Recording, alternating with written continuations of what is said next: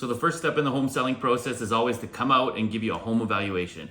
We want to feel what it's like to live in that house. We want to know all the great features, see what the neighbors are like, see what if there's backing onto schools or a park or a main road, really get a feel for the home. And then we want you to walk us through the home and tell us what you love about the home, because we're going to convey that message to potential buyers.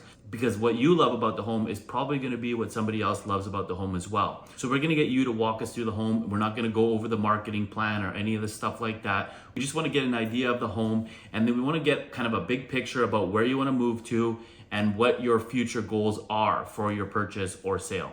So once you take us through the home, we're going to take notes and we're going to highlight all the features of the home, and then we're going to go back to the office and kind of come up with a marketing strategy.